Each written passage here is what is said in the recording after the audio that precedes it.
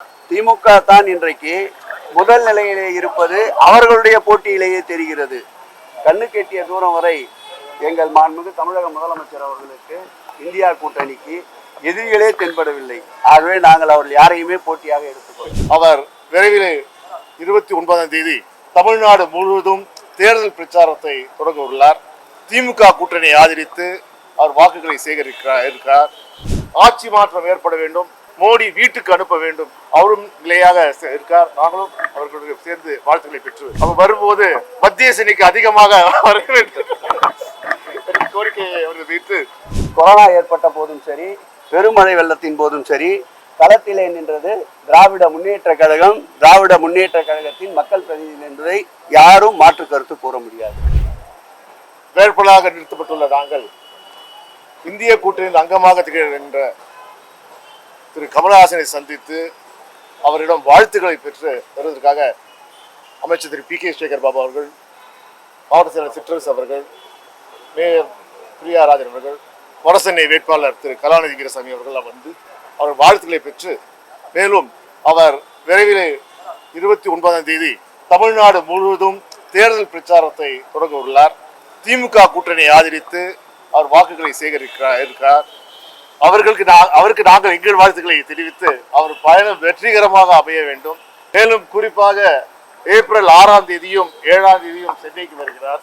அவர் வரும்போது மத்திய சேனைக்கு அதிகமாக வர வேண்டும் கோரிக்கையை அவர்கள் வைத்து, மேலும் அவர் பணியினால் இந்த வெற்றி சிறக்க வேண்டும், இந்திய கூட்டணி வெல்ல வேண்டும், இந்தியாவில் ஆட்சி மாற்றம் ஏற்பட வேண்டும், மோடி வீட்டுக்கு அனுப்ப வேண்டும், அவரும் நிலையாக இருக்கார். நாங்களும் அவர்களுக்கு சேர்ந்து வாழ்த்துக்களை பெற்று அதிமுக சார்பாக எங்களுக்கும் திமுகவுக்கு தான் போட்டி அப்படிங்கிறாங்க. அதே பிஜேபி சொல்றாங்க எங்களுக்கும் திமுகவுக்கு தான் போட்டிங்கிறாங்க. நீங்க யாருடைய போட்டியா நினைக்கிறீங்க? காய்ச்ச மரத்தில் தான் எப்பொழுதுமே கல்லடிப்படும் என்பார்கள். அப்படி என்றால் திமுக தான் இன்றைக்கு முதல் நிலையிலே இருப்பது அவர்களுடைய போட்டியிலேயே தெரிகிறது. கண்ணு கெட்டிய தூரம் வரை எங்கள் மாண்புமிகு தமிழக முதலமைச்சர் அவர்களுக்கு இந்தியா கூட்டணிக்கு எதிரிகளே தென்படவில்லை. ஆகவே நாங்கள் அவர்கள் யாரையுமே போட்டியாக எடுத்துக்கொள்ளவில்லை.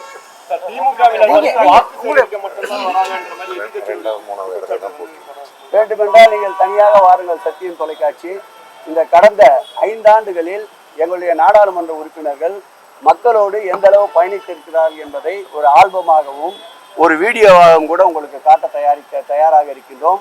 கொரோனா ஏற்பட்ட போதும் சரி, பெருமழை வெள்ளத்தின் போதும் சரி, களத்திலே நின்றது திராவிட முன்னேற்ற கழகம். திராவிட முன்னேற்ற கழகத்தின் மக்கள் பிரதிநிதி என்பதை யாரும் மாற்று கருத்து கூற முடியாது.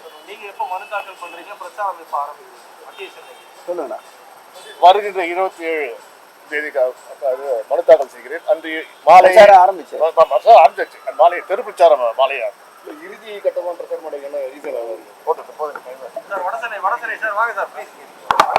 சொல்லுங்க.